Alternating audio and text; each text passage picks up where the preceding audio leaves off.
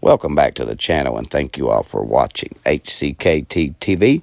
Make sure you visit Everett, Kentucky. That's my hometown and the hometown of heroes. While you're visiting Everett, stay at Black Mountain Cabins and Campers, located there in Everett, Kentucky, just minutes from the trailhead. Also, while you're in Everett, eat at the Southern Belle Restaurant, located in downtown Everett. Also, if you support the channel, scan that QR code. Let's get started into this video. Thank you for watching. Friday, day and a half ago, 2 days ago, starts going on the news, and we'll play clips in a moment, and first saying, I don't know what happened. I have no idea what's going on. That was Wednesday and Thursday. Since Friday, he said, I'm pissed. I'm going to get to the bottom of who is in charge. I personally have a state investigation going on to find out who's behind this. That's like having Sylvester with Tweety Bird feathers sticking out of his mouth. But the analogy is Newsom has Tweety Bird feathers sticking out of his mouth. And he's saying, I don't know who's behind this, but I'm going to find them. All of us want to know those answers, and I just don't want to wait because people are asking me. I want to know those facts. I want them objectively determined, and that the chips fall where they may. This is not about finger pointing. You say what to people who insist that these independent investigations or calls for them are you passing the blame onto other people? I'm not, how could it be when we're doing an independent investigation and we just want the adjudication of the facts? As I say, it's not about finger pointing. It's about answering the questions you and everybody wants answered. And I think there's a propensity to wait to answer those questions, and people want immediacy. They want response and responsiveness. And so that's the idea. Ultimately here, does the buck stop with you? I mean, you're governor of California. You might as well be the mayor of California. We're all in this together. We're all better off. We're all better off. We're all better off. And we're working together to take care of people and to make sure people are supported. We're empathetic. And we're here not just in the immediacy of the crisis, but we're here after the crisis, as opposed to creating a crisis in the middle of this by trying to divide people and play political, take cheap political shots. The majority of people are informed and know that the fire mitigation was deliberately destroyed and shut off in the last few decades in California and other leftist-controlled areas of the United States, and that has intensified in the last few years, despite myself and you and Trump and members of Congress and others making a huge deal about it. And now the majority of people that I'm seeing comment and speak out, even prominent people, are saying this is deliberate Saul Alinsky style tactics, and that's exactly what it is. Fire mitigation, not just ineptly not taken care of, but deliberately stamped out, shut off. Folks are finally getting it and finally understanding this is beyond criminal negligence. Gavin Newsom had an opportunity to have millions of gallons a week, a day, millions and millions of gallons come down from the north. And I was able to get him federal approval from that, from the Department of Commerce of all departments. I didn't realize it would go through Commerce. I would have thought environmental, but it goes through Commerce. I got all of the approvals, and he said, I don't want to sign it. I don't want the water. We don't need the water. I said, you need the water. Your reservoirs are empty, the whole place. You need the water. That was 5 years ago. And I had it all done. The work was all done. We sent it to him. He refused to sign it. And if you noticed yesterday, the hydrants were empty. They didn't have any water, many of them. They said 20%, but now I just heard 50%, and now none of them have water, and that fire's still raging. When he turned that down, I was going to give him unlimited water. It would come down, it really comes down from the north, way up north, including parts of Canada. It's so much water that they wouldn't know what to do with. Just the opposite would have happened. Wait, why did you drain the reservoir? We don't know. 2 months before. Why did you not do the fire hydrant testing last year for the first time ever? Why did you not do any fire mitigation and cut back any of the brush? Why are you doing it statewide? Why are you not releasing water from the reservoirs that are full? When it's been a huge, ongoing scandal. We had my team start talking to local leaders, saying what's going on. Our state, and you weren't getting straight answers from I the was local getting leaders. different answers. And so for me, that's not a story. When you start getting different answers, then I'm not getting the actual story. So not only is he blaming local officials, but he's also targeting the president-elect, Newsom claiming that he's afraid that Donald Trump will withhold aid to California. You worried that he might actually do that? Well, I mean, he's done it. But that's his style. And you know, we take it seriously to the extent that in the past, It's taken a little bit more time. I've been pretty expressive about that in the context of someone threatening our first responders in terms of supporting the immediacy of their needs. And the far left media is helping him spread this narrative, but watch how local officials are fighting back. How troubled are you that there's a lack of communication between the city of Los Angeles and the incoming Trump administration? There isn't a lack of communication between the city of Los Angeles and the incoming Trump administration. I have spoken with representatives of the incoming administration. What, if any, concern is there about animosity from the incoming Trump administration toward California and its efforts to fight this fire? And that's Mayor Bass, that's directly to you. Actually, I'm not worried about that. Is it not disturbing that nearly a week after what could ultimately be the worst disaster in the state's history, that no one in leadership at the county, local, and seemingly the governor's level has had a conversation with the incoming president? Well, given the fact that the administration is being put together, I don't necessarily agree with you on that. Okay, so there's a lot of different layers here. But Guy, you have looked into some of the things that Newsom has specifically said. Yeah. We'll get to the Trump stuff in a minute. And when you fact check it, he's talking out of both sides of his mouth, and it doesn't add up. Yeah, shocking, right? So this man is clearly prioritizing political PR over seemingly anything else, running off to some of these, left-wing podcasts and everything, putting out fact checks himself. So Fox News, our organization, tweeted yesterday that Newsom had cut the fire budget by about $100 million just months before these fires happened. Newsom, the governor, retweeted that, called it a ridiculous lie, and said he was going to serve these folks the facts. Well, let me just quote to you from Newsweek. The 2024-2025 California state budget, which Governor Gavin Newsom signed into law in June 2024, slashed funding for wildfire and forest resilience by $101 million as part of a series of cutbacks, according to his own administration. So I would love it if this man prioritized competence and actually had the foresight to put in place good policies that may have mitigated these issues. But now that this nightmare has been playing out and he and other officials in the state of California are getting flack from various critics, he's out there pushing back, calling the critics liars, when in fact the critics, at least in this case that I just brought you, are using specific correct facts. It just seems like a waste of his time. And then you've got the Trump layer, Jason. Already, rather than focusing on what they need to do, they're trying to attack him.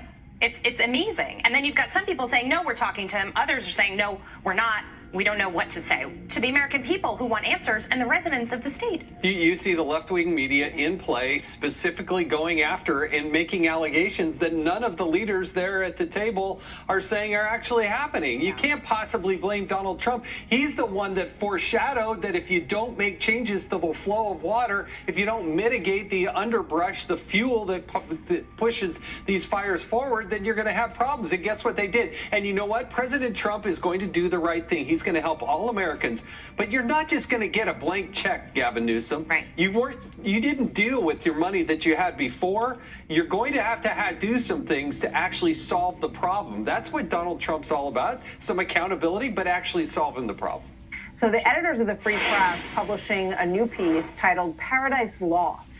The burning of LA is not just a natural disaster, it's a man-made catastrophe.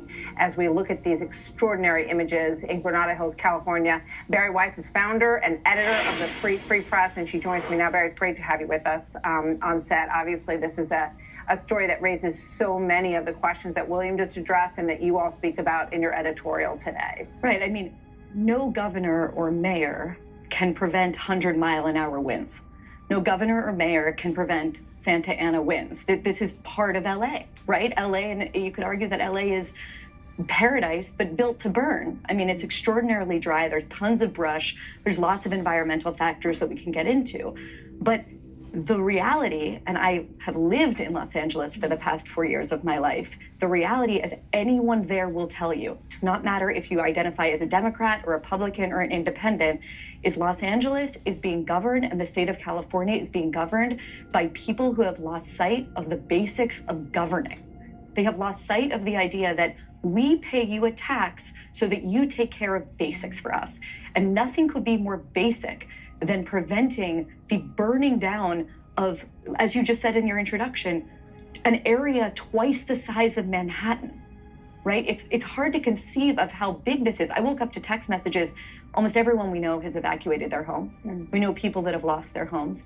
And the reason that there's so little trust, and the reason that you saw in that clip that mother confronting Governor Newsom with such rage, is because there's so much that led up to this moment.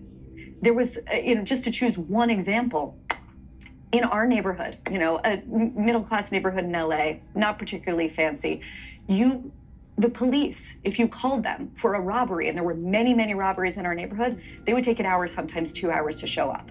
It had become almost like Brazil. It had become normal for middle-class people, upper middle-class people, to pay for private security, despite the fact that they were paying enormously high taxes already. So was it the fact that, the city cut the spending in the fire department by $17 million? Was it the fact that they were spending more on homelessness initiatives than on preventing fire? Was it look, I don't know. What I know is that the broader context in which this fire is happening is a context of total incompetency and leaders who are putting niche luxury issues, ideological issues, over and above the most fundamental things, keeping you and your family safe from crime, keeping you and your family safe from fires. That's the job. That's it. That is the job. The job, when you think about the president's oath of office, it's, it starts with national security, with keeping, and so at the local level, that is exactly what it is too. And I'm curious what you think about the larger movement that we see post-election. And I look at Gavin Newsom there, and the brilliant piece by the editors of Free Press, which should be a daily read for all of us, talks about Rudy Giuliani. Now, he couldn't prevent the buildings from falling down, but what did he do afterwards? He stepped up. You talk about the Santa Ana winds. You can't stop 100-mile-an-hour winds, but you know that they're there and likely to come in this environment. They're not, this isn't an unprecedented situation. So, talk to me about Gavin Newsom. When I see him standing there talking to that woman, I'm thinking, what's his I'm future? thinking he's never going to be president.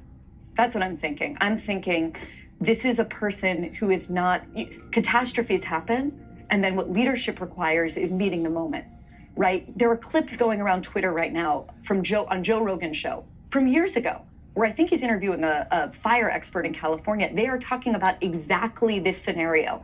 Are you telling me that Joe Rogan, who's living now in Texas, knew more about what could happen in the event of a terrible fire than the governor and the mayor of California, of Los Angeles, who was in Ghana when this happened despite the warnings? People look at that and they think, I don't trust these people to do the very basics of protecting me. Again, this is not about Democrat, it's not about Republican. It is about basic competency. And anyone who has lived in California, which is, in my view, the most beautiful state in the union, it's paradise on earth. And yet it's being run by people who are allowing apocalyptic scenes. And I don't just mean the fires. I mean, there are neighborhoods in LA where homelessness and drug addiction is just so rampant. And again, I just think that they've lost sight of basics. And part of what the vibe shift more broadly right now that we're seeing is about Americans' demand for just common sense and policies rooted in reality. Policies that don't allow giant swaths of one of America's greatest cities, the 5th largest economy in the world, to be burned to the ground. You brought up, just quickly, you brought up John Lindsay, who was also a presidential hopeful. And I think we have an image from 1969, a huge snowstorm that swamped New York City. And these are the moments when you look at someone like John Lindsay or Gavin Newsom and you say, are you the leader that can take us into the future? Are you the guy that makes us feel better when something like this happens, that it's all going to be okay and that your tax dollars are at work in an effective way? Right. How can you feel that way when California can't build a high-speed rail, when they can't do the very basics. So it's really hard for people to feel a level of comfort when you put Karen Bass up in front of a teleprompter, and rather than reading the website that people are going to, she just reads the letters URL. That's not comforting. Well, it's very sad because I've been trying to get Gavin Newsom to allow water to come. You'd have tremendous water up there. They send it out to the Pacific because they're trying to protect a tiny little fish, which is in other areas, by the way, called a smelt. And for the sake of a smelt, they have no water. They had no water in the fire hydrants today in Los Angeles. It was a terrible thing. And we're going to get that done. It's going to finally be done. I got it done from the federal side, and he didn't want to sign it, but it's not going to happen again like that. There's no reason. Can you imagine? You have farmers that don't have any water in California. They have plenty of water. They don't have a drought. They send it out to the Pacific, and it's crazy. So what's happening in California is a true tragedy. I know those areas very well. I have many friends living in those houses. That is a true tragedy. Nobody ever thought, I mean, virtually Beverly Hills and areas around Beverly Hills are being decimated. The biggest homes, some of the most valuable homes in the world are just destroyed. I don't even know, you talk about a tax base. If those people leave, you're gonna lose half your tax base of California. This is a true tragedy, and it's a mistake of the governor, and you could say the administration. They don't have any water. They didn't have water in the fire hydrants. They don't have water. And yet they have, the water comes from, you know where? Up north. And it comes down at levels, they get millions and millions of barrels of gallons of water that they have, and they send it out into the Pacific. For the Pacific, it's like a drop, it's nothing. But for California, we take care of the whole state. So what's happened is a tragedy, and the governor has not done a good job. With that being said, I got along well with him when he was governor. We worked together very well, and we would work together. I guess it looks like we're going to be the one having to rebuild it. But what happened there, I don't think there's anything that I've ever seen quite like it. And the insurance companies are going to have a big problem, because you're talking about big, big dollars.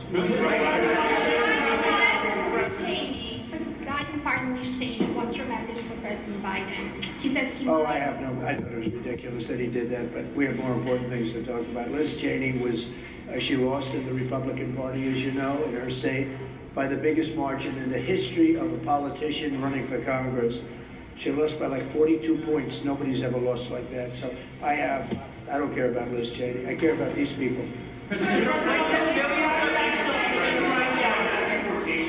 What does day one even look like in the Trump administration? Number one, we're closing the border. It's going to be closed very strongly. It's going to be closed. And we're going to have to take people out that are criminals. We have people from jails from all over the world and from mental institutions. And as you know, they're going to have to be removed. And it's one of the reasons I won the election in a landslide. The people of this country don't want murderers walking down their farms or their streets or their cities. As you know, we had thousands of people that murdered other people that were in jail that were released into our country. Many of those people murdered more than one person, many of them, about 42% supposedly. We want them out of our country, and we're going to get a country back again, and we're going to be really governed by common sense. These are the principles of common sense. We're not going to be governed by stupid people. We're going to common sense. We're going to be respected all over the world again very soon.